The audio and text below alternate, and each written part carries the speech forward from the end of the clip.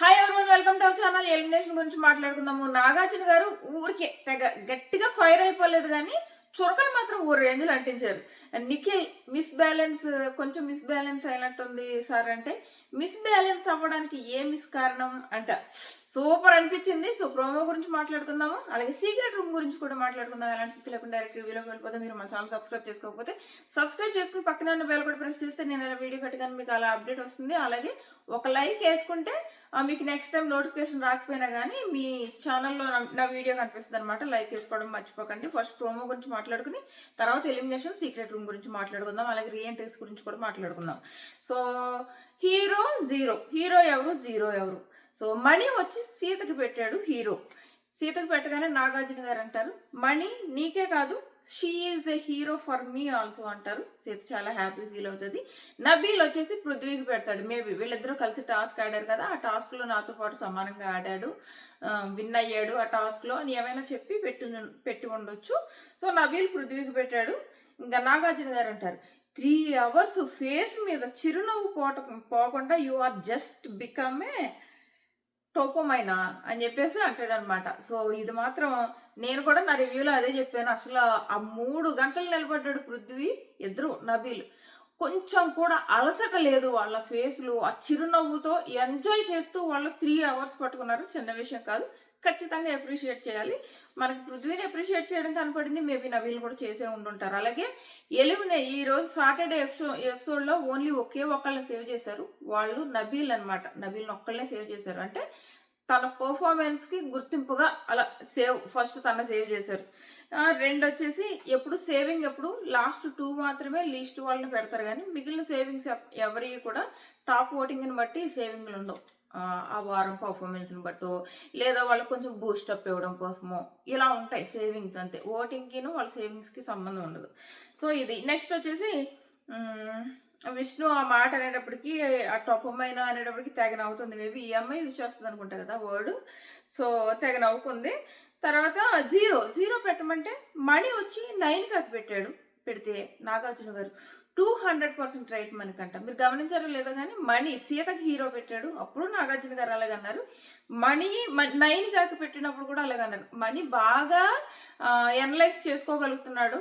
కాకపోతే పాపం తన ఓవర్ థింకింగ్ వల్లే అందరితో అనిపించుకుంటున్నాడు. ఈవెన్ నామినేషన్స్ పడుతున్నాయి. ఈ రోజు కూడా చాలా మంది గుద్దేశారు కదా, ఆ గుద్దడంలో సగం మంది సేఫ్. మణికంఠనే చాలా మంది, మణికంఠ కానీ ఆదిత్య కానీ వీళ్ళిద్దరికి కూడా హౌస్లో చాలా మంది గ్రాంటెడ్గా తీసుకుని వేరే వాళ్ళు ఎవరు దొరకలేనప్పుడు వీళ్ళ మీద గుద్దేయడమే. అదే మణికంఠ మీద కాకుండా వేరే వాళ్ళ మీద గుద్దే ధైర్యం లేదు, ఒక ప్రేరణకు తప్ప. సో అందరూ మణికి వేసేసారు. సో ఇది నెక్స్ట్ వచ్చేసి నబీల్ మనకేసాడు. కానీ నబీల్ మనకేసినప్పుడు చెప్పిన పాయింట్ బాగుంది. సపోర్ట్ చేసిన వాళ్ళనే నామినేట్ చేస్తాడు సార్ అన్నది నబీల్ పాయింట్. ఇదే వచ్చింది ప్రాబ్లం. ఇలా చేయడం వల్ల ఫస్ట్ వీక్ నుంచి అదే చేసుకొస్తున్నాడు. ఫస్ట్ వీక్ ఏమో విష్ణు సపోర్ట్ చేస్తే విష్ణుని వేసాడు. సో సెకండ్ వీక్ ఏమో యష్మి సపోర్ట్ చేస్తే యష్మిని వేసాడు.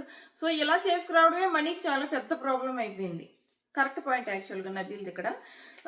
2 వచ్చేసి నైనిక, ఆదిత్య, సోనియా, పృథ్వీ వీళ్ళందరూ కూడా మణికే వేశారు. పృథ్వీ అంటాడు అబద్ధాలు చెప్తాడు అనిపిస్తుంది సార్ అని. ఏమో మనకైతే ఎప్పుడు అలా అనిపించలేదు అబద్ధాలు. జస్ట్ కన్ఫ్యూజ్ అవుతూ ఉంటాడు అప్పుడప్పుడు, కానీ అబద్ధాలు చెప్పలేదు. ఏదైతే ఈ సాక్రిఫైస్ ఇష్యూ ఉందో ఆ ఇష్యూలో కూడా మణికంఠ అసలు ఏమీ అబద్ధం చెప్పలేదు.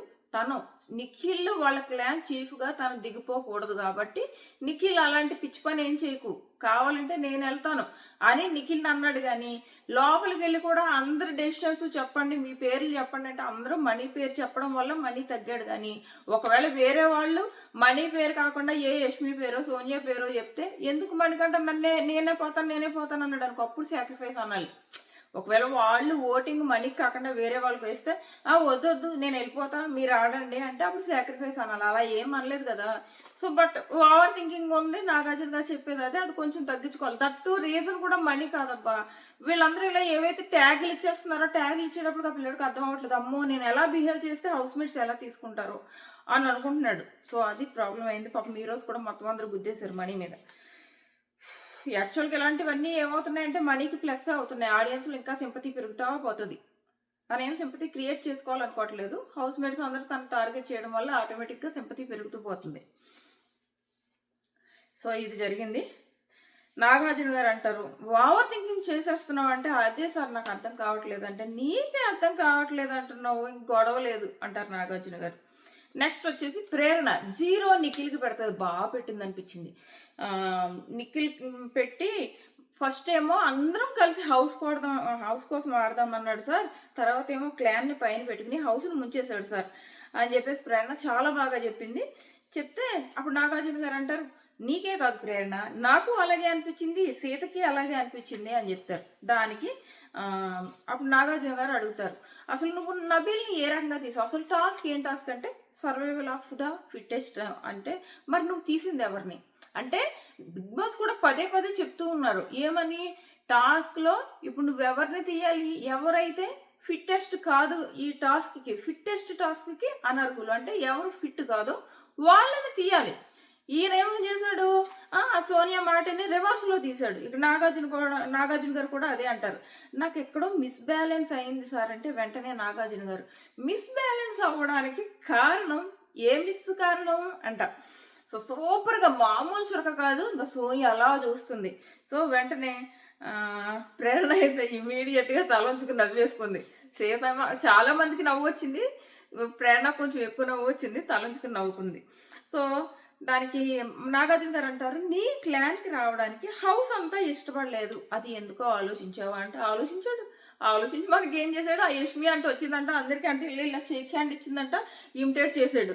అది నిఖిల్ చేసిన పని ఎంత గొప్పగా ఆలోచించాడు అంటే, అరే 3 versus హౌస్ అంటే బయట మనల్ని టార్గెట్ చేస్తున్నారని బయట పోట్రే అవుతుంది అని అనుకుంటున్నాడు. కానీ లేదు, 3 versus హౌస్ ఏం కాదు, బయట ఆడియన్స్ థింకింగ్.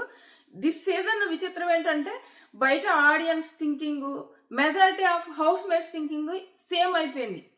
యాక్చువల్గా ఎప్పుడైనా ఒకరిని టార్గెట్ చేసేటప్పుడు బయట ఆడియన్స్ ఆ టార్గెట్ చేసిన వాళ్ళు సపోర్ట్ చేస్తారు, కానీ ఇక్కడ టార్గెట్ చేయట్లేదు, వాళ్ళు భరించలేకపోతున్నారు ఆ టీంని. సో అందుకు ఇప్పుడు ఆడియన్స్ సపోర్ట్ ఎవరికి ఉంది, మెజారిటీ ఆఫ్ హౌస్ మేట్స్కి ఉన్నది. ఇక్కడ మిస్టేక్ చేస్తున్నది వాళ్ళు 3 కూడా కాదు, వాళ్ళు 2. ఆ 2 మిస్టేక్ చేస్తున్నారు, వాళ్ళు చేస్తున్నారు తప్పు. సో అందుకు ఆడియన్స్ ఈ మెజారిటీ హౌస్ వైపు ఉన్నారు. సో ఆయన నిఖిల్ రివర్స్లో అర్థం చేసుకున్నాం, అమ్మో మనం ఇప్పుడు టాప్ 5 వెళ్ళిపోతాం, మనల్ని టార్గెట్ చేసేస్తుంది హౌస్ అంతా, సో బయట ఫుల్ సింపతి వచ్చేస్తుంది అనుకున్నాడు. ఈ రోజు అయినా తేరుకుంటాడు. సో ఎలిమినేషన్ అయిన తర్వాత, ఎలిమినేషన్ గురించి కూడా మాట్లాడుకుందాం ఇది అయ్యాక. సో ఇది నెక్స్ట్ వచ్చేసి, ఎందుకు మీ క్లాన్లోకి ఒక్కళ్ళు కూడా రాలేదు, హౌస్ అంతా నీ క్లాన్లోకి రావడానికి ఎందుకు ఇష్టపడలేదు అంటే, అందరూ మేము ఏం చేసినా ఒకరికొకరం చేసుకుంటున్నాం అని ఫీల్ అవుతున్నారు సార్ అంటే, వెంటనే హౌస్ మేట్స్ ఏమంటారు అంటే, అందరూ ఎస్ సార్ అంటారు, యూనానిమస్గా ఎస్ అంటున్నారు. అంటే వీళ్ళ ఫేస్లు మాడిపోతాయి, సోనియా ఫేసు, పృథ్వీ ఫేసు మాడిపోతాయి. సో ఇది జరిగింది. చురకలు మాత్రం ఓ రేంజ్లో అంటించారు అనిపించింది. ప్రోమో ఏం ఫుల్ ఫైర్ లేదు, బట్ చురకల్లో చాలు, ఆ చురకలు చాలు, అసలు ఆ ఫైర్ అక్కర్లేదు, ఆ చురకలే ఓ రేంజ్లో ఉన్నాయి. సో అది అనిపించింది. నెక్స్ట్ వచ్చేసి ఎలిమినేషన్ గురించి మాట్లాడుకుందాము. హౌస్లో ఇంకొక అరగంటలో ఎలిమినేషన్ కూడా కంప్లీట్ అయిపోద్ది. బట్ ఎలిమినేషన్ సోనియానే ఎలిమినేట్ చేస్తారు, నేను ఆల్రెడీ వీడియో పెట్టాను. సోనియా హౌస్ నుంచి వెళ్ళిపోతుంది, నో డౌట్. కానీ యాక్చువల్గా నిన్న అంతా కూడా చాలా డిస్కషన్స్ జరిగాయి సోనియా ఎలిమినేషన్ గురించి. ఎలిమినేట్ చేయొద్దు, కంటెంట్ వస్తుంది, సోనియాని ఎలిమినేట్ చేస్తే సోనియా నుంచి వచ్చే కంటెంట్ లాంటిది రాదు అని చెప్పేసి 3 గంటల ఫుల్ డిస్కషన్లో అవన్నీ అయిన తర్వాత వీళ్ళు ఏం డిసైడ్ చేశారంటే, ఒకవేళ సీక్రెట్ రూమ్కి పంపితే బాగుంటుందా సోనియాని అని ఈ డిస్కషన్లు కూడా జరిగాయి. బట్ ఫైనల్గా ఇప్పుడు తీసుకున్న డెసిషన్ సోనియాని హౌస్ నుంచి పంపేయడానికి. ఎందుకంటే సోనియాని కాకుండా ఆదిత్య గారిని పంపుదామంటే, లాస్ట్ వీక్ నామినేషన్స్లో ఏదైతే సోనియా ఆదిత్య గారితో బిహేవ్ చేసిందో ఆ బిహేవియర్ వల్ల ఆదిత్య గారికి ఓట్లు ఎక్కువ పడ్డాయి. 2, ఆదిత్య గారు 4th ప్లేస్లో ఉన్నారు, అంటే 5th ప్లేస్లో కూడా లేరు. ఇప్పుడు 5th ప్లేస్లో పృథ్వీ ఉన్నాడు. పృథ్వీని దాటి వెళ్ళి ఆదిత్య గారిని ఎలిమినేట్ చేయాలన్నమాట. ఒకటి ఆపరేషన్ సోనియా నడిచింది కాబట్టి పృథ్వీకి ఆదిత్య గారికి ఓట్లు పడ్డాయి. ఆదిత్య గారికి సింపతి కూడా రావడం వల్ల పృథ్వీ కంటే ఎక్కువ ఓట్లు పడ్డాయి. సో 4th ప్లేస్లో ఉన్నాడు కాబట్టి పృథ్వీని అలాగే ఎలిమినేట్ చేయరు. సో పృథ్వీ పైన ఉన్న ఆదిత్య గారిని ఎలిమినేట్ చేయడం అన్నది కుదరదు, అది ఎక్కడ కొడుతుంది గట్టిగా, ఒకవేళ ఎవరైనా రివర్స్ అయితే ఆడియన్స్. కాబట్టి సోనియానే ఎలిమినేట్ చేసేయబోతున్నారు. ఫస్ట్ అయితే ఆదిత్య గారిని ఎలిమినేట్ చేయాలని చాలా ట్రై చేశారు, బట్ చేయరు. 99.9% సోనియానే హౌస్ నుంచి ఎలిమినేట్ అయిపోద్ది. ఇంకొంచెం కాసేపట్లో అయిపోద్ది. నేను మళ్ళీ పెడతా కావాలంటే ఆ వీడియో కూడా.